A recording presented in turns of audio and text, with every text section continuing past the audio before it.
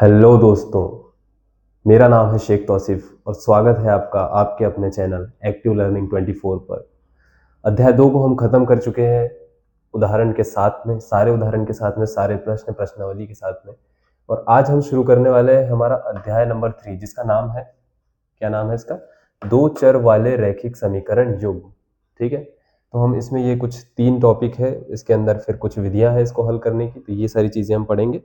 तो आज हम सिर्फ इसका ओवरव्यू मतलब कि सामान्य परिचय करेंगे। उसके बाद अगले दिन से या अगले लेक्चर से हम लोग करेंगे प्रश्नावली 3.1, 3.2, 3.3। ठीक है, तो देखो यार, शुरुआत हम इससे करते हैं।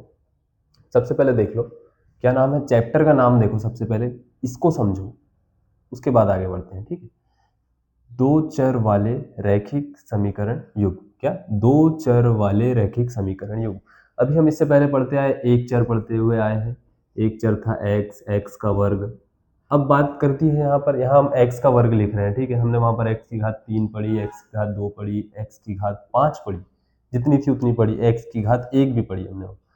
लेकिन अब यहाँ क्या बोला है? रैखिक। रैखिक का मतलब होता है सिर्फ x की घात 1 या y की घात 1 या z की घात 1 या t की घात 1, जिसकी भी घात हो। ठीक है, और चर कितने लेने हैं? हमें 2 लेने हैं। यहाँ पर कितने चर हैं? ये सिर्फ सिंगल चर है, सिंगल चर है। मतलब हम इससे पहले क्या कर रहे थे? x का वर्ग धन x धन 2 या 3x की घात 3, तो ये सिंगल चर है, 1 2 3, ये सब x है। अब हम क्या करेंगे? दो चर की बात कर दी गई है तो दो चर ले लेंगे। एक्स वाई ले लेंगे, एक्स या टी ले लेंगे, एक्स एस ले लेंगे, एस पी, कुछ भी हो सकता है। लेकिन हम कॉमनली अभी 10th में हम लोग क्या ज़्यादातर यूज़ करते हैं? एक्स और वाई यूज़ करते हैं, क्योंकि ये आपको टफ पड़ जाएगा। ठीक है ठीक है, तो दो चर वाले रैखिक समीकरण युग्म। अब आते हैं, इतना हो गया हमारा, दो चर हो गए, रैखिक हो गया, रैखिक समीकरण हो गया। अब युग्म की बात करते हैं। युग्म का मतलब क्या होता है? यहाँ पर युग्म का मतलब होता है पेयर, और इसी को हम कहते हैं जोड़ा, कह सकते हैं जोड़ा, दो हंसों का जोड़ा, है ना। तो देखो, जोड़ा मतलब कि दो दो होना चाहिए। ठीक है, तो समीकरण के होंगे हमारे पास में युग्म। ठीक है, सिंगल, ये एक मान लो मैंने कुछ समीकरण लिख दिया, 3x धन 4y बराबर 0, तो ये सिंगल हो गया। अब युग्म की बात की गई है तो कुछ और भी यहाँ पर होगा हमारे पास में, 2x धन 3y बराबर 5, ऐसा कुछ भी हो सकता है। ये हमारे पास में हो गया, समीकरण नंबर 2 हो गया। ठीक है, ये हमने मन से मान के चल रहे हैं। ठीक, तो हमारे पास में पेयर होना चाहिए, तभी ये जो कंडीशन है, मतलब सॉरी, ये जो चैप्टर का नाम है, इसके हिसाब से क्या कह रहा है ये? दो चर वाले रैखिक समीकरण युग्म। ये जो युग्म वाली कंडीशन है इस पे प्रॉपर बैठेगी, क्योंकि यहाँ हमारे पास में दो समीकरण है।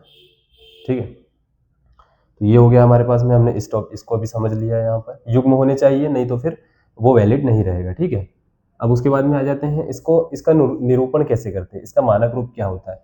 तो इसका मानक रूप होता है, देखो यहाँ पर दो समीकरण की बात कर रहे हैं ना हम लोग, तो जाहिर सी बात है दो समीकरण की हम बात कर रहे हैं, युग्म की बात कर रहे हैं, तो दो मानक मतलब इस तरीके से इसको लिखा जाएगा। जब हम सिंगल इसकी बात करते थे, जैसे द्विघात समीकरण का मानक रूप क्या होता है? तो ए एक्स का वर्ग धन बी एक्स धन सी बराबर 0, ऐसा लिख रहे थे। लेकिन अब यहाँ पर युग्म की बात कर दी है तो दो समीकरण आने चाहिए यहाँ पर, जैसे कि हमने यहाँ पर लिखा है। तो अभी देखो, इससे इसको और इसको कंपेयर करते हैं हम। इसको ऐसे लिखेंगे, कैसे लिखेंगे, निरूपण कैसे करेंगे? a1x धन b1y धन c1 बराबर 0, a2x धन b2y धन c2 बराबर 0। ठीक है, अब यहाँ पर a1 a2 b1 b2 c1 c2 क्या है?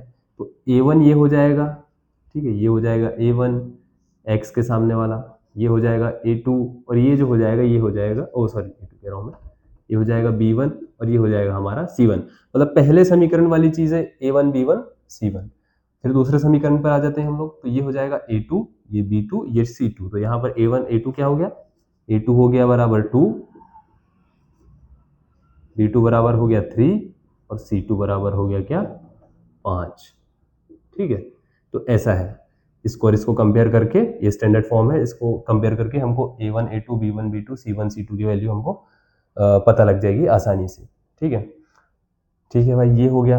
अब बात आती है कि अब ऐसा, या तो हमें समीकरण ऐसे दिए भी हो सकते हैं, या फिर हमें समीकरण बनाने पड़ सकते हैं, या हमें कुछ कंडीशन दे दी जाएगी कि सीता और गीता की उम्र में 4 साल का फ़र्क है, तो सीता और गीता दोनों की उम्र बताओ, ऐसा कुछ भी करके दे सकते हैं, ठीक है। तो इसको हम कैसे फाइंड करेंगे, तो इसकी होती है 3 विधियाँ, होती ज़्यादा है बट अभी आपके सिलेबस में 3 ही है। एक वज्र गुणन करके एक विधि आती थी, वो हटा दी गई है, ठीक है। तो देखो हल करने के लिए विधियाँ कौन-कौन सी आ जाएगी इसमें? पहली आ जाएगी हमारे पास में ग्राफीय विधि, दूसरी आ जाएगी हमारे पास में प्रतिस्थापन विधि और तीसरी आ जाएगी हमारे पास में विलोपन विधि। 3 विधियाँ हो गई। अब ये जो दोनों विधियाँ, ये तो ग्राफीय विधि हो गई, ठीक है। और ये जो दोनों विधियाँ हैं, प्रतिस्थापन और विलोपन, इन दोनों को मिलाकर कहते हैं बीजगणितीय विधि। तो इस पे ज़्यादा फोकस ना भी करो तो कोई ऐसी दिक्कत की बात नहीं है यहाँ पर। तो प्रतिस्थापन विधि और विलोपन विधि और ग्राफीय विधि, ये 3 विधियाँ हमको पढ़नी है इसमें। तो अभी हम अगली स्लाइड से ग्राफीय विधि से शुरुआत करेंगे, फिर उसके बाद में हम प्रतिस्थापन विधि पढ़ेंगे और फिर विलोपन विधि। मतलब तीनों के एक एक एग्जाम्पल और जो बेसिक टर्म है, जो चीज़ हमें आगे काम में आने वाली है, ये सारी चीज़ें पढ़ लेंगे। तो आप इसको देख लो, नोट कर लो, स्क्रीनशॉट लेना है स्क्रीनशॉट ले लो। अब हम शुरुआत कर रहे हैं हमारी ग्राफीय विधि की। तो ग्राफीय विधि में देखो क्या होता है। ग्राफीय विधि में हम मान लेते हैं सबसे पहले हमारे पास में मानक रूप क्या है या निरूपण कैसे करते हैं हम लोग। तो इसका ऐसे करते हैं, a1x plus b1y plus c1 बराबर 0, a2x plus b2y plus c2 बराबर 0। अब देखो पहले कुछ बेसिक टर्म समझ लो, उसके बाद में हम आगे बढ़ेंगे कि सॉल्व कैसे करते हैं। तो सबसे पहले देखते हैं हम लोग, अब मान लेते हैं कोई समीकरण दिया गया है हमारे पास में और उसमें हमारे पास में a1 बटा a2 और ये जो b1 बटा b2 है, ठीक है। a1 बटा a2 और b1 बटा b2 का मान जो है बराबर नहीं है, ये मतलब बराबर करके काट दिया, मतलब कि बराबर नहीं है।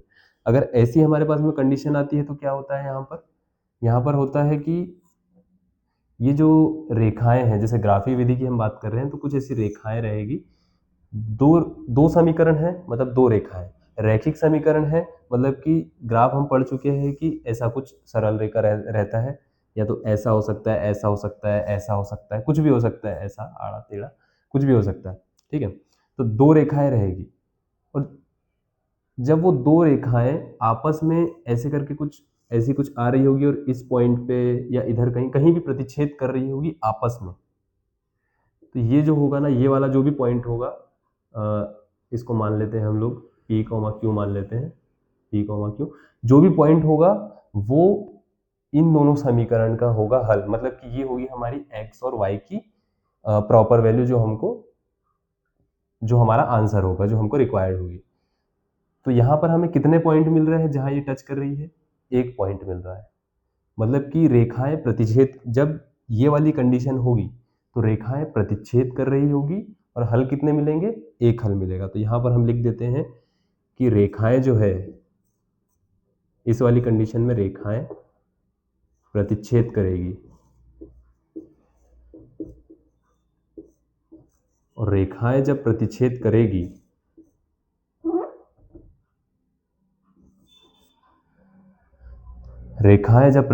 करेगी आपस में, तो हल कितने होंगे? एक हल होगा। उसका आंसर क्या होगा? P, Q। ये कुछ भी हो सकता है, वो सॉल्व करने के बाद में अभी क्वेश्चन के जरिए हमें आसानी से पता चल जाएगा।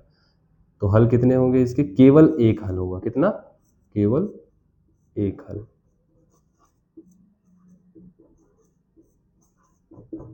ठीक है भाई, ये वाली कंडीशन हमारी हो गई। अब इसके बाद में हम आ जाते हैं, तीन कंडीशन है इसमें, तो सेकंड कंडीशन पे आ जाते हैं। सेकंड कंडीशन क्या कहती है? अब किसी के मन में आ जाएगा कि अगर सर बराबर हो गए तो देखो, ये a1/a2 बराबर हो गया b1/b2, ठीक है, b1/b2। अब ये बराबर हो गया भाई। तो अब इसके बाद में हमारे पास में c1 और c2 की वैल्यू भी है, तो इसको लिख दो यहाँ पर, ये भी यहीं आ जाएगा। फिर आ जाएगा c1/c2। तो इसमें फिर दो कंडीशन बनेगी, या तो c1/c2 बराबर होगा या बराबर नहीं होगा। तो यहाँ पर भी लिख देते हैं हम a1/a2। इसके बाद में हम, ये बराबर नहीं है, इसके बाद में हम मान रहे हैं कि अब अगर बराबर हो गए तो बराबर हो गए तो आगे देखो, तो बराबर अगर हो गए ये दोनों, तो इसके बाद में एक कंडीशन बनेगी c1/c2 जो कि बराबर होगा, और एक बनेगी जो कि बराबर नहीं होगा, ये काट दिया मैंने यहाँ पर, ठीक है। तो देखो अब जब बराबर नहीं हो, सॉरी, जब बराबर होगा तो रेखाएं क्या होंगी, संपाती होगी। संपाती का मतलब क्या होता है कि रेखाएं एक के ऊपर एक होगी। जैसे मान लो पहला समीकरण है, इसकी रेखा मान लो ये है, ठीक है, तो दूसरा समीकरण जो होगा उसकी रेखा इसके ऊपर ही होगी, इसके ऊपर, ऐसी, कैसी, ऐसी होगी। तो अब इस पे मुझे बताओ, हमने यहाँ देखा कि ये एक पॉइंट पे टच कर रहा है, एक पॉइंट पे काट के जा रही है, यहाँ पर कितने पॉइंट पर टच कर रहा है, कोई बता सकता है? कोई नहीं बता सकता, क्योंकि अनंत पॉइंट पर टच कर रहा है। यहाँ यहाँ यहाँ यहाँ यहाँ यहाँ, तुम जितना गिन सकते हो उतना गिन लो, मतलब अनंत पॉइंट पर टच कर रहा है। और हम पढ़ के ही आए हैं, अभी यहाँ पर हम पढ़े कि एक जगह टच कर रहा है मतलब एक हल, अनंत जगह टच कर रहा है मतलब अनंत हल। संपाती का मतलब मैं बता चुका हूँ कि रेखाएं एक के ऊपर एक होगी, जो है संपाती है,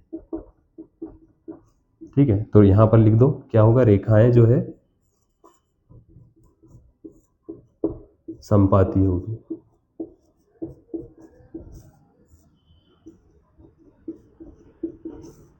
ठीक है।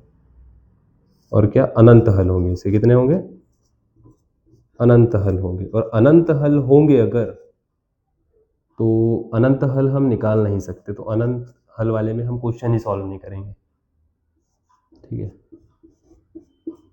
अनंत हल होंगे, ठीक है। अब अगर, अब ठीक है भाई, दो कंडीशन हो गई हमारे पास में। अब तीसरी कंडीशन क्या आ गई है कि अगर A1 अपॉन A2 बराबर B1 अपॉन B2 बराबर नहीं है C1 अपॉन C2, तो क्या होगा?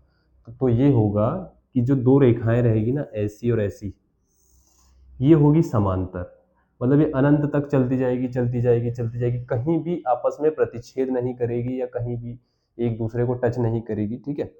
तो टच नहीं करेगी तो कोई हल नहीं होगा। एक बार टच किया तो एक हल हो गया, अनंत बार टच किया तो अनंत हल हो गए। जब टच ही नहीं कर रहा तो कोई हल नहीं होगा।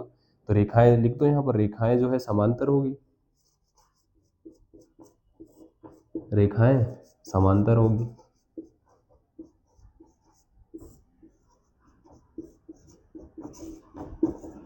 और कोई हल नहीं होगा इसका।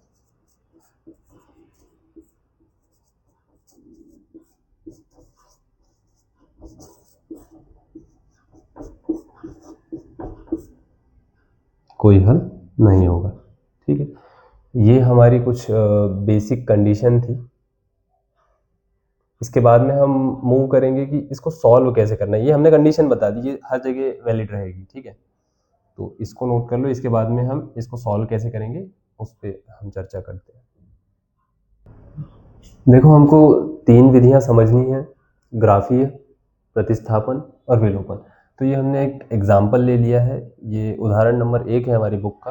तो इसी को हम ग्राफीय विधि से भी सॉल्व करेंगे, इसी को हम प्रतिस्थापन से भी सॉल्व करेंगे, और इसी को हम विलोपन विधि से भी हल करेंगे। तो जैसे हमें दो समीकरण दे दिए गए हैं, तो इसको मान लेते हैं हम समीकरण नंबर 1 और इसको मान लेते हैं समीकरण नंबर 2 मान लेते हैं, ठीक है।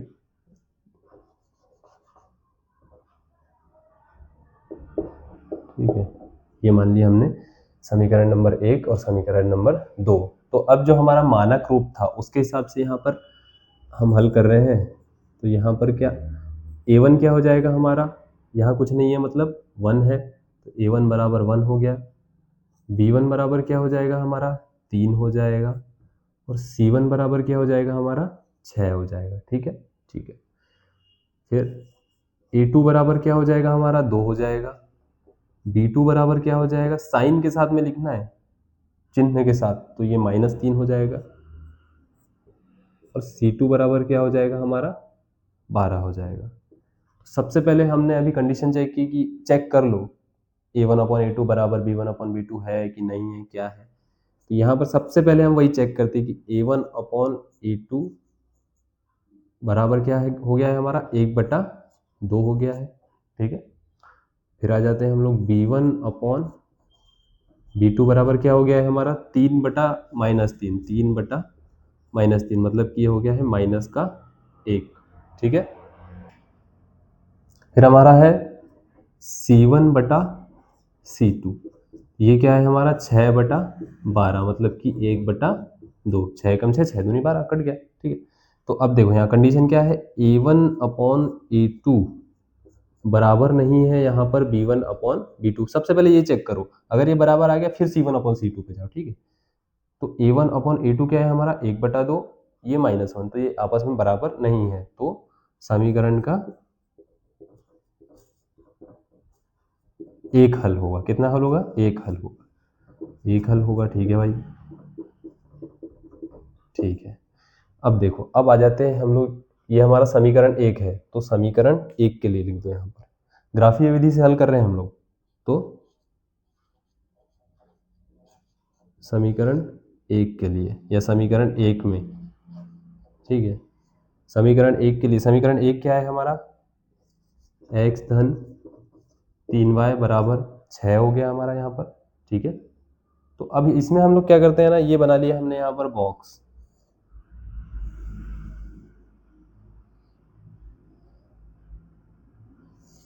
ऐसा बॉक्स बना लो, यहाँ लिख दो x, यहाँ लिख दो y। अब यहाँ पर हम बस मन से, अपने मन से कुछ भी मान रखते जाएंगे और सॉल्व कर लेंगे। तो अब तुम सोचोगे यार सर मन से मान रख लेंगे तो कैसे सॉल्व हो जाएगा, हमारे मन से थोड़ी सब कुछ होता है। अभी देखो, ये है हमारा समीकरण नंबर एक। अब इसमें हम x का मान रखेंगे और y का मान निकालेंगे, कुछ भी रख देंगे मन से, ठीक है। जीरो रख देते ना, x का मान रख दिया हमने 0, यहाँ लिख दो माना x बराबर 0, या x बराबर 0 पुट करने पर, तो इसमें 0 पुट करेंगे तो ये क्या हो जाएगा, 0 धन 3y बराबर 6 हो जाएगा, ठीक है। ये 0 तो हो गया, ये y 3 का पक्षांतर इधर कर दिए, गुणा में है बटे में चला जाएगा, 6/3 हो जाएगा, तो y बराबर क्या आ जाएगा हमारा 2 आ जाएगा। ये हमारी एक वैल्यू, जब हमने x का मान 0 रखा तो y का मान हमारे पास में क्या आया, 2 आया, ठीक है। ये भी ठीक है। अब रख देते हैं हम y का मान 2 रख देते हैं, 3 रख देते, एक काम करते 3 रख देते, इजी पड़ेगा। तो y का मान हमने, x का मान हमने यहाँ पर 3 रख दिया, ठीक है, या हमने x का मान रख दिया 3। अब x बराबर 3, ठीक है। अब x बराबर 3 रख दिया, तो x बराबर 3 रख दिया तो यहाँ पर 3 हो जाएगा, तो क्या हो जाएगा 3 धन 3y बराबर 6, 3y बराबर 6। अब इसका पक्षांतर कर देंगे इधर, तो ये 6 में से 3 गया तो कितना बचा, 3y बराबर 3 बच गया। इसका पक्षांतर कर देंगे इधर, तो y बराबर इसे हो जाएगा 3/3, मतलब कि 1, है ना।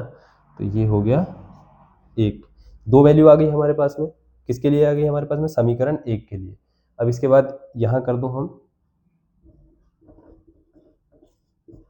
समीकरण दो के लिए कर लेंगे हम सेम चीज। समीकरण दो क्या है हमारे पास में, देखो यहाँ पर 2x - 3y बराबर 12, 2x - 3y बराबर 12, ये हमारे पास में समीकरण है। तो इसमें हम क्या मान लेंगे, अब माना यहाँ पर सबसे पहले डिब्बा बनाओ,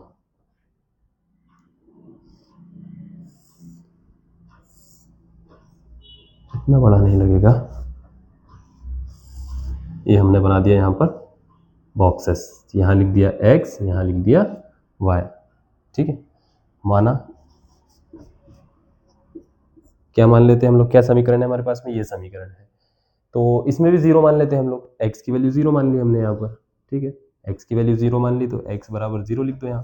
अब x बराबर 0 पुट करेंगे तो यहाँ 0 आ जाएगा, तो 2 × 0 0 हो जाएगा, फिर बच जाएगा क्या, यहाँ 0 - 3y बराबर 12, ये माइनस है, हाँ।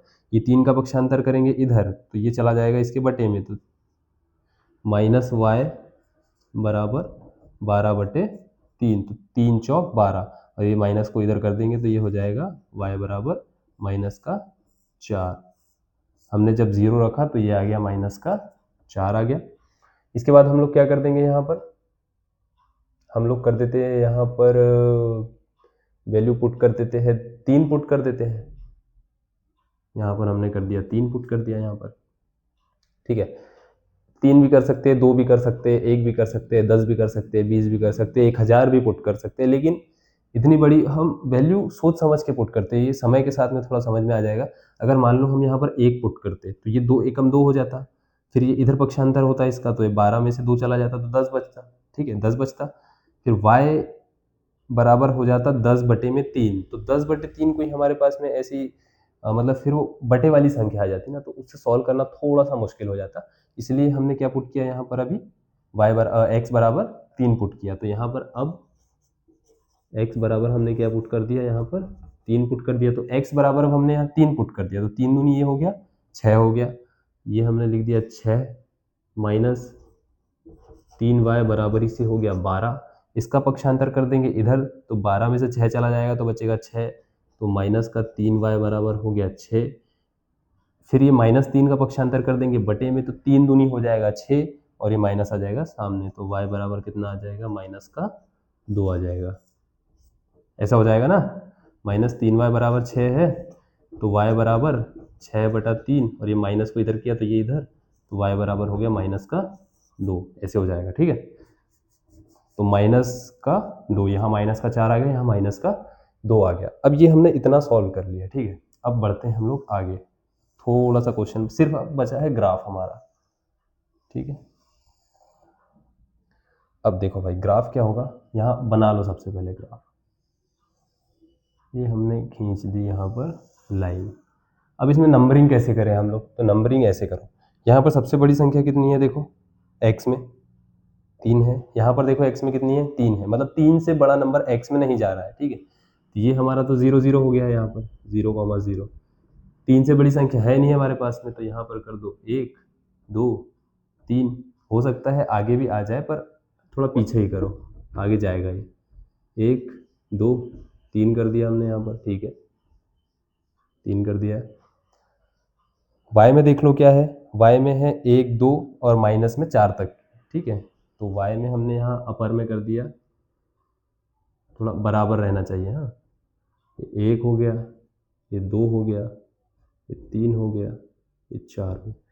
अब माइनस में कितना कर देते हैं हम लोग, -4 तक, तो -1 -2 -3 -4 -5 कर दो, -1 -2 -3 -4 और ये माइनस का 5, x पे भी कर दो, ठीक है। ये y एक्सेस हो गया हमारा और ये x एक्सेस हो गया। अब देखो x का मान जब 0 है तो y का मान कितना है, 2 है, ठीक है। पॉइंट बना लो यहाँ, x पहले x का मान, तो x का मान 0 है, y का मान 2 है, तो एक पॉइंट हमारा ये हो गया यहाँ पर, ठीक है। ये हमारा एक मान हो गया, ठीक है। कौन सा पॉइंट है हमारा ये, 0,2 पॉइंट है ना, 0,2 पॉइंट है, निर्देशांक ज्यामिति में आप पढ़ चुके हो, ठीक है। उसके बाद में हमारे पास में दूसरा क्या पॉइंट है हमारा, मतलब पहली रेखा के लिए कर रहे हैं हम, पहले समीकरण के लिए। जब x की वैल्यू हमारे पास में 3 है तो y की वैल्यू कितनी है हमारे पास में, 1 है। तो x का मान जब हमारे पास में यहाँ, x का मान जब हमारे पास में 3 है तो y का मान कितना है हमारे पास में, 1 है। तो मतलब कि ये पॉइंट कहाँ पर आएगा, ऐसा कुछ ये यहाँ पर आ जाएगा, ये वाला पॉइंट, ठीक है, यहाँ पर आ जाएगा ये वाला पॉइंट। तो ये हमारा हो जाएगा 3,1। अब 2 पॉइंट पे हमने कर लिया, तो इसको मिला दो आपस में, ऐसी लाइन। कैसा मिला दो इसको, ऐसा मिला दो इसको, यहाँ पर ऐसा कुछ जाएगा ये, ठीक है, ये, ठीक है, ठीक है। अब दूसरी लाइन पे आ जाओ, लगे तो इसको ना यहाँ पर ऐसा करके लिख भी दो। कौन सी लाइन है हमारी, x धन 3y बराबर 6, x धन 3y बराबर 6, ऐसा करके लिख सकते हैं हम, ठीक है। अब आ जाते हैं हम लोग दूसरे वाले पर। दूसरा वाला समीकरण क्या है हमारा, 2x - 3y बराबर 12। तो जब हमने x बराबर 0 रखा तो y की वैल्यू हमारी आई कितनी, -4। तो x जब 0 था तो y की वैल्यू -4, मतलब एक पॉइंट हमारा ये हो गया, 0, -4 हो गया, ठीक है। दूसरा पॉइंट क्या हो गया है हमारा, जब x की वैल्यू 3 रखे हमने तो y की वैल्यू आई हमारे पास में -2। तो x की वैल्यू 3 रखी तो y की वैल्यू आई -2। तो यहाँ पर कुछ आ जाएगा ये वाला पॉइंट, 3, -2, पहले x की वैल्यू फिर y की वैल्यू। अब फिर इसको जोड़ दो यहाँ से, ऐसे लाइन को ऐसे जाने दो यहाँ से, ऐसा कुछ, वो थोड़ा लहर आ जा रही है।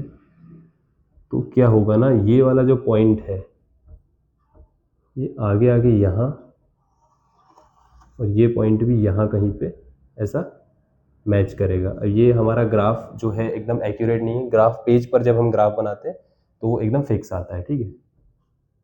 तो इसको हम थोड़ा सा करेक्ट करने की कोशिश यहाँ पर करते हैं।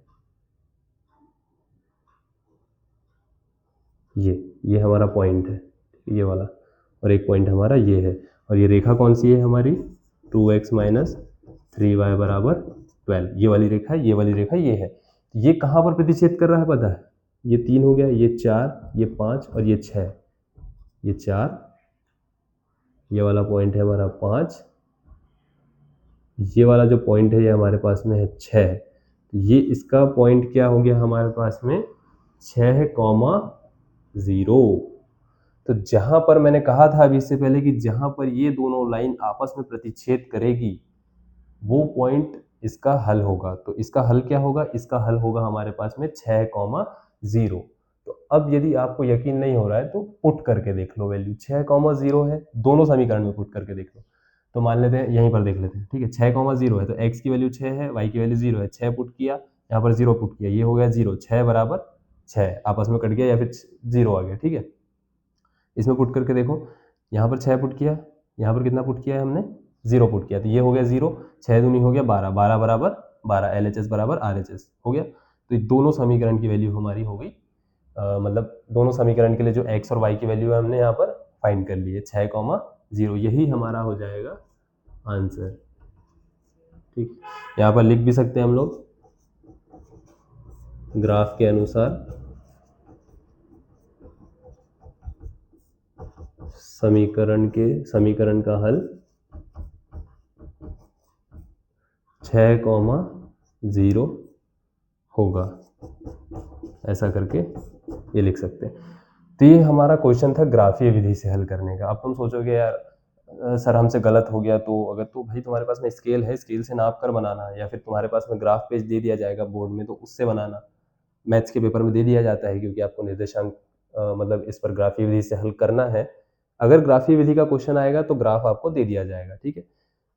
तो ऐसे इसको हल करेंगे। इसी को अब हम हल करते हैं इसके बाद में प्रतिस्थापन विधि से, वो भी मैं आपको समझा देता हूँ, तो इसको आप नोट कर लो अच्छे से।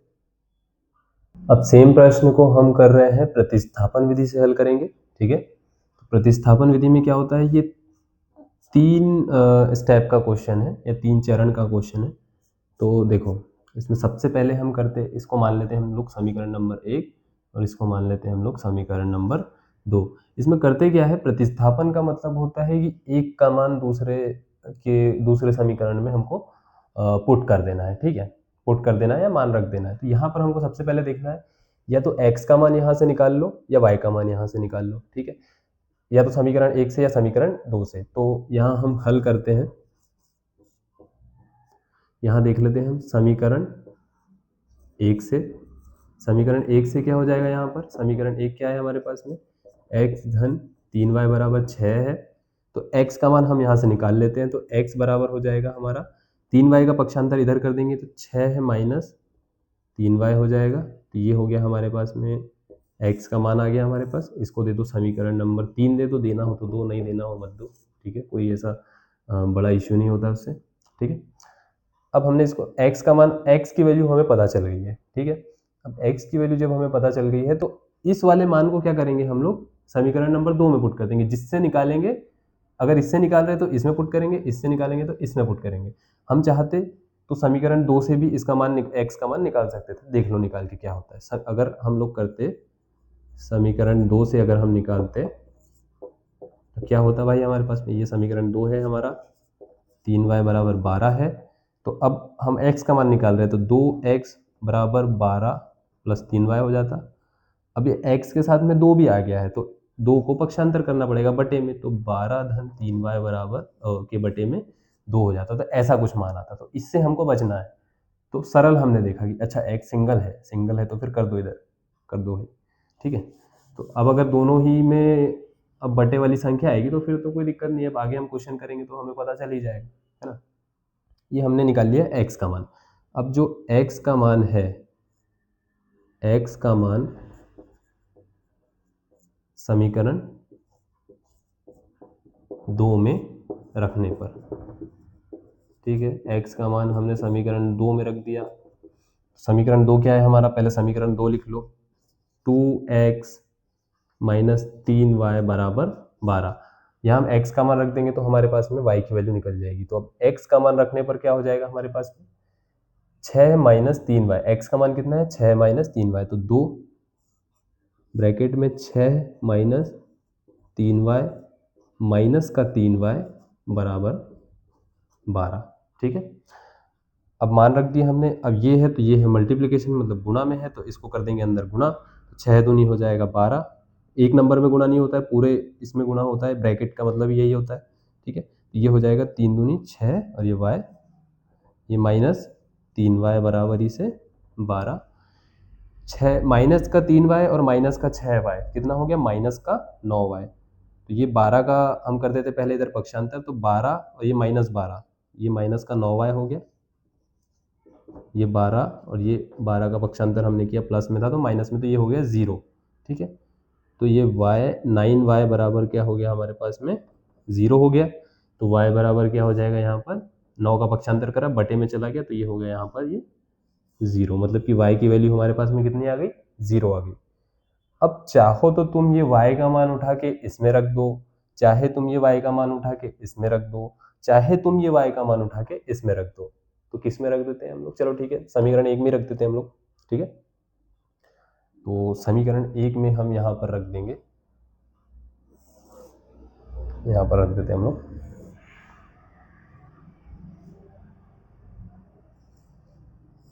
ठीक है, y का मान समीकरण 1 में रखने पर, ठीक है, y का मान आ गया, हमने समीकरण 1 में रख दिया। तो समीकरण 1 पहले लिख लो, यहाँ पर क्या है, x धन 3y बराबरी से 6। तो x का मान नहीं पता है हमको, तो x लिख दिया हमने यहाँ पर। y का मान क्या है हमारे पास में, 0 है, तो ये 3 गुना 0 लिख दिया हमने यहाँ पर, बराबर से 6। तो x ये हो गया धन 0 बराबरी से 6, तो x बराबरी से आ गया हमारे पास में 6। तो सॉल्व करने के बाद हमारे पास में आंसर में क्या आ गया, यहाँ पर x की वैल्यू आ गई हमारे पास 6 और y की वैल्यू आ गई हमारे पास में 0। तो ये हमारा आंसर है। अब चाहो तो तुम जाओ और पीछे वाले ग्राफ से इसको मैच करो कि इस x की वैल्यू 6, मैंने कहा था ना 6,0, 6,0 का मतलब क्या होता है, ये वैल्यू है हमारी x की और ये वैल्यू है हमारी y की। 6,0 ग्राफीय विधि से हल किया हमने तब भी वही आंसर आया है, प्रतिस्थापन से किया है तब भी वही आया, विलोपन से भी हम आगे करेंगे तब भी वही आंसर आएगा। तो इसको कर लो तुम नोट। अब हम सेम क्वेश्चन को विलोपन विधि से हल करेंगे। तो विलोपन में देखो, विलोपन का अर्थ, ये शब्द जो है ये विलुप्त शब्द से आया है। तो विलुप्त का मतलब होता है कि खत्म, tata bye bye goodbye. ठीक है, तो विलुप्त हमको किसी भी एक को खत्म कर देना है, दूसरे का मान निकालना है, फिर दूसरे के मान से हमको पहले का मान निकालना है। तो देखो इसको हल कैसे करते हैं, शब्द जो है ना, शब्द समझ नहीं पाते हैं तो इसको डायरेक्ट हम प्रैक्टिकल करके देख लेते हैं। अब ये जो नंबर है इसके सामने कौन सा नंबर है, 1 है। हमारे a1 की वैल्यू कितनी आ गई यहाँ पर, 1 आ गई। ठीक है, और ये जो a2 की वैल्यू है ये 2 है हमारे पास में। तो हम यहाँ पर लिख देंगे, हम क्या करेंगे, समीकरण 1 में हम ये 2 का गुणा कर देंगे और समीकरण 2 में हम ये 1 का गुणा कर देंगे। तो लिख दो यहाँ पर, इसको क्या हो गया, समीकरण 1 में किसका गुणा करेंगे हम, 2 का गुणा करेंगे। क्यों कर रहे हैं हम, विलुप्त कर रहे हैं, विलुप्त करने के लिए कर रहे हैं। और क्या कर रहे हैं हम लोग, समीकरण 2 में 1 का गुणा करेंगे। कहाँ का वाला 1 है, ये कौन सा वाला 1 है, ये वाला 1 नहीं है, ये यहाँ वाला 1 है, ये 1 का गुणा कर रहे हैं हम लोग। गुणा कर, चलो ठीक है, अभी पहले गुणा ही कर लेते हैं। गुणा करके घटाना होता है, ठीक है, करने पर क्या हो जाएगा, समीकरण 1 गुणा 2 लिख लो यहाँ पर। समीकरण 1 क्या है हमारे पास में, x धन 3y बराबर 6 गुणा कितना हो गया हमारे पास में, 2 हो गया। और यहाँ पे क्या है, 2x माइनस 3y बराबर 12 गुणा कितना हो गया हमारे पास में, 1 हो गया। ठीक है, ये लिखा है, इसी के आगे हम इसको सॉल्व कर लेते हैं, या फिर यहाँ पे नीचे भी लिख सकते थे पर हम यहीं कर लेते हैं। 2 का गुणा किया तो 2 पूरे समीकरण में करना है, तो 2 एक्सम 2x हो गया यहाँ पर, मतलब यहाँ पर 1 है तो 2 एकम 2 हो जाएगा, x उसके साथ में। फिर यहाँ पर 2 तिया 6y हो जाएगा, धन 6y हो गया, बराबर बराबर किया बराबर 2×12 हो गया यहाँ पर, ये हमने कर दिया यहाँ पर 12। ठीक है, बहुत अच्छी बात है। अब एक का गुणा हम इसमें करेंगे तो ये तो एक का गुणा किसी में भी करो वो सेम ही आंसर आ जाता है, सेम ही आ जाएगा। ये एक का गुणा किया तो 2x हो गया माइनस 3y बराबर 12, जैसा का वैसा हो जाएगा ये 2x माइनस 3y बराबरी से 12। या तो आप इसको समीकरण नंबर 3 दे दो और इसको समीकरण नंबर आप 4 दे दो, ठीक है, या ऐसे नहीं तो अभी तो दे के करो, ठीक है।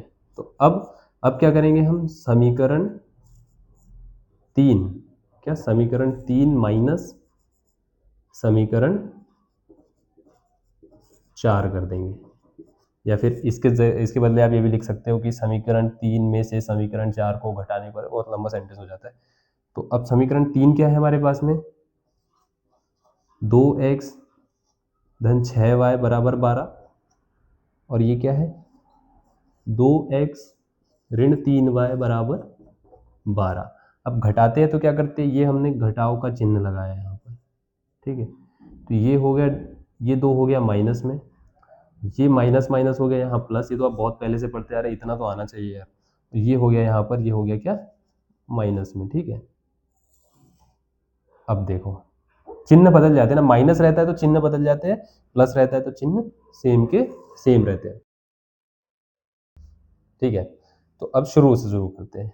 2x धन का 2x ऋण का 2x, ये हो गया 0, ये हो गया यहाँ पर 0। धन का 6y धन का ही 3y, ये ऋण का था पर धन का हो गया, तो ये यहाँ पर क्या हो गया धन 9y हो गया बराबर 12, और धन का 12 और ऋण का 12, तो ये हो गया यहाँ पर 0। तो y बराबर, इसका पक्षांतर हम लोग कर देंगे यहाँ पर, तो y बराबर हमारे पास में आ जाएगा आंसर कितना 0। अब y बराबर हमारे पास में आ गया है क्या 0 आ गया है, y बराबर 0 आ गया। अब y की वैल्यू हमको मिल गई है, तो y का मान हम इनमें से किसी भी समीकरण में रख देंगे। तो समीकरण पिछली बार 1 में रखा था, अब 2 में रख देते हैं। तो y का मान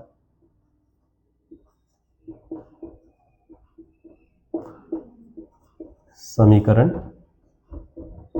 2 में रखने पर, किस में रख देंगे हम, 2 में रखने पर। अब 2 में हमने रखा इसको, तो ये 2x का 2x हो गया माइनस 3, y की वैल्यू कितनी है हमारे पास में 0, 3y है, तो y की जगह हम रख देंगे यहाँ पर 0। ये बराबर क्या है हमारे पास में 12। तो ये 2x, ये तो 0 हो जाएगा हमारा, तो 0 का 0, और ये बराबर में क्या जाएगा 12।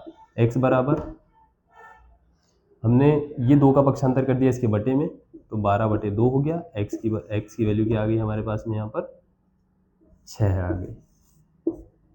तो विलोपन विधि से इसको सॉल्व करने के बाद हमारे पास में आंसर में हमारे पास में क्या वैल्यू आ रही है, x बराबर 6 आ रहा है और y बराबर हमारे पास में 0 आ रहा है। अब चाहे तो तुम पिछली दोनों मेथड देख लो, सभी में सेम आंसर आ रहा है हमारे पास में, ठीक है। तो ये ऐसा है, इसको नोट कर लो। तो ये हमने यहाँ पर तीनों मेथड समझ ली है। तो अब ये हमारा सॉल्व हो चुका है।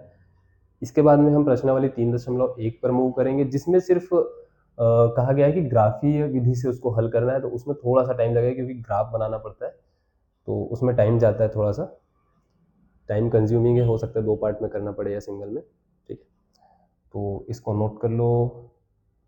और एक और छोटा सा कॉन्सेप्ट रह गया, वो प्रश्नावली 3.1 में मैं कवर कर लूँगा। तो मिलते हैं अगले वीडियो में प्रश्नावली 3.1 के साथ में। तब तक के पढ़ते रहिए, चैनल को सब्सक्राइब कर लीजिए, वीडियो को लाइक कीजिए, शेयर कीजिए दोस्तों के साथ में, और टेलीग्राम को ज़रूर से ज्वाइन कीजिए। Thank you very much.